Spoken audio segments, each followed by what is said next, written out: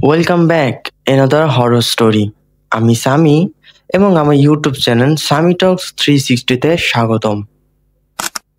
আপনি সবসময় শুনে থাকবেন যে মানুষ যখন মরে যায় তার গল্প সেখানেই শেষ হয়ে যায়, কিন্তু কিছু মানুষ এমনও থাকে যারা মরে যাওয়ার পর তাদের আসল গল্প সেই মুহূর্ত থেকেই শুরু হয়।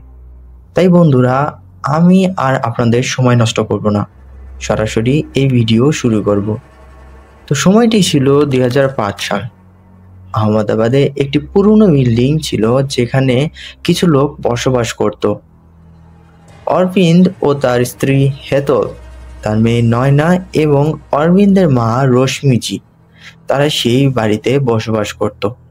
আর এই বাড়িটি ছিল নিজস্ব ব্যবসার জায়গা, কাপড়ের ব্যবসা। অরবিন্দ সেখানেই ব্যস্ত থাকত। রশ্মিজি বাড়িতেই থাকতেন, অবশ্যই, কারণ তার বয়সও অনেক ছিল। আর অন্যদিকে নয়না ছিল 20 বছর বয়সী, তাই সে কলেজে যেত। পুরো বাড়িতে যদি কেউ একা থাকতো তাহলে তিনি ছিলেন রশ্মিজি, মানে অরবিন্দের মা। এবার এখানে একটি বেশ মজার বিষয় রয়েছে যে নয়না তার মা হেতলের ততটা কাছাকাছি ছিল না যতটা দিদার কাছাকাছি ছিল।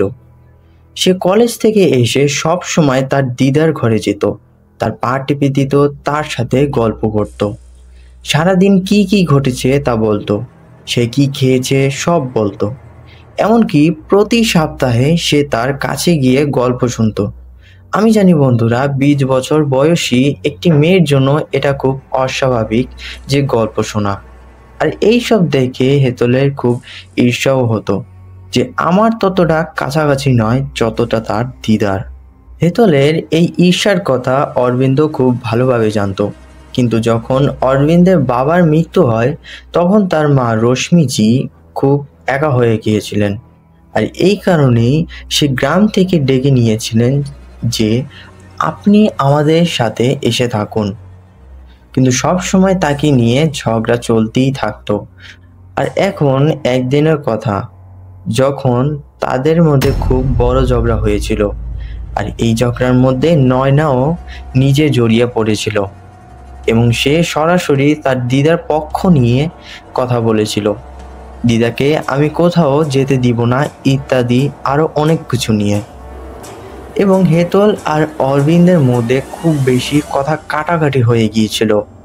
এখন এই রাতটা তাদের জন্য খুব ভারী যাচ্ছিল, কারণ সেই সময় বাড়িতে কেউই ঘুমাচ্ছিল না, এমনি জেগেছিল।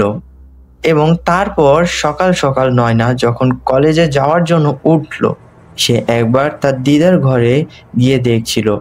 তখন সে দেখলো দিদা তার শেষ নিঃশ্বাস ত্যাগ করছেন এবং সেখানেই তার মৃত্যু হয়েছিল। এখন এই মৃত্যুর খবর যখন পুরো বাড়িতে ছড়িয়ে পড়ল তখন পুরো বাড়ির পরিবেশ একদম শান্ত হয়ে গিয়েছিল। কিন্তু যে এখানে সবচেয়ে বেশি শোকে ছিল সে হচ্ছে নয়না। তার এমন মনে হচ্ছিল যে তার সবচেয়ে প্রিয় বন্ধু, তার বেস্ট ফ্রেন্ড মারা গিয়েছে। রাত তখন প্রায় 2টা বাজে, একদম নিস্তব্ধতা। আর হঠাৎ কেউ এসে নয়নার দরজায় কড়া নাড়ল। নয়না পুরোপুরি ঘুমিয়েছিল, কিন্তু তবুও সে কষ্ট করে উঠল। সে দরজা খুলল এবং বাইরে কেউই ছিল না। এবং তারপর সে বাইরের দিকে গেল, হলরুমের দিকে।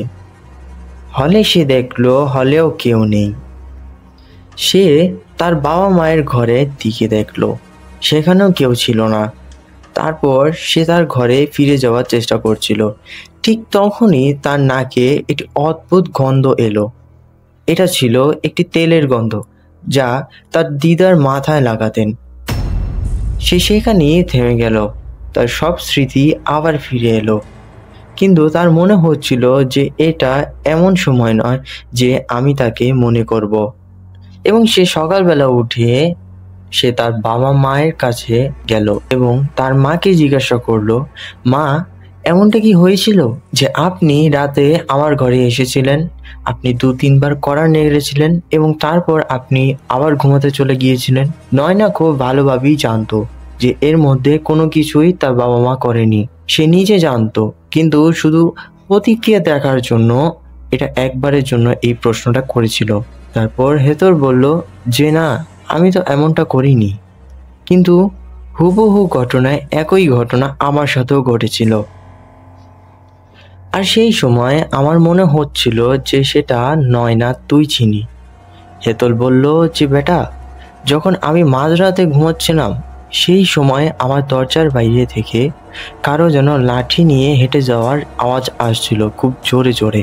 আর আমাদের বাড়িতে লাঠি নিয়ে শুধু তোমার দিদাই হাঁটতেন, এবং এখন তো তিনি নেই, তাহলে এই আওয়াজটা এলো কোথা থেকে? তারপর যখন আমি আবার ঘরে ফিরে আসলাম, যখন আমি ভেতরে এসে দেখলাম তখন তুমি কেউই ছিল না, শুধু তুমি শুয়েছিলে। তারপর যখন আমি একটু মনোযোগ দিয়ে দেখলাম, তখন আমি দেখলাম যে কোনো একটি ছায়া আছে যা তোমার মাথার কাছে দাঁড়িয়ে আছে এবং তোমার মাথায় হাত বুলিয়ে দিচ্ছে। আমি চোখ ডললাম, আবার দেখলাম, তখন সেখানে কেউ ছিল না। তারপর আমি এসে দরজা বন্ধ করে দিলাম। অরবিন্দ আর নয়না খুব মনোযোগ দিয়ে এই সব কথা শুনছিল, এবং নয়না খুব ভালোভাবেই জানতো যে তার সাথে যা ঘটেছে এবং তার মায়ের সাথে যা ঘটেছে দুটোই যোগসূত্র। এখন যখন সন্ধ্যায় নয়না তার কলেজ থেকে বাড়ি ফিরছিল, সেই সময় কি হলো যে হেতলের কাছ থেকে তার কাছে একটা ফোন এলো, এবং হেতল বলল যে বেটা, আজ দোকানে গ্রাহক বেশি আছে, তাই এই কারণে আমাদের আসতে একটু দেরি হবে, কিন্তু তুমি ফ্রেশ হয়ে যদি তোমার খাবার দরকার হয় তাহলে নিজেই বানিয়ে নিও। তারপর নয়না ঘরে এলো এবং তার ওয়াশরুমে চলে গেল। এখন সে শুধু তার মুখটা ধুচ্ছিল, এবং সেই সময় কি হলো, সে মুখ ধুয়ে যেই না আয়নার দিকে তাকালো, তখন সে দেখলো তার ঠিক পিছনে তার দিদার ছায়া। যেই না সে দেখলো, সে এক চমকে গেল, এবং তারপর যেই না পিছনে ফিরলো, সে দেখলো যে বাথরুম থেকে বাইরে কেউ যেন হেঁটে যাচ্ছে। সে তার পিছু নিতে শুরু করলো, এবং যেই না তার পিছনে পিছনে হাঁটতে শুরু করলো, সে সোজা হলরুমে চলে এলো, এবং আবার সে সেখানে কেউ ছিল না। কিন্তু তার দিদার এই চুলে যে তেল লাগাতেন সেই গন্ধটা আবারও নাকে আসছিল। সে খুব বেশি চমকে গিয়েছিল, সে বুঝে উঠতে পারছিল না কি করবে। এই সকলেই ঘটছিল কারণ সে গভীরভাবে তার দিদার সাথে সম্পর্কযুক্ত ছিল। তারপর তার বাবা মায়ের যখন সন্ধ্যায় ফিরে এসে সে সব কিছুই খুলে বলে। অরবিন্দ এই সব ঘটনা শুনে সতর্ক হয়ে গিয়েছিলেন। এখন কিছুদিন কেটে গেছিল।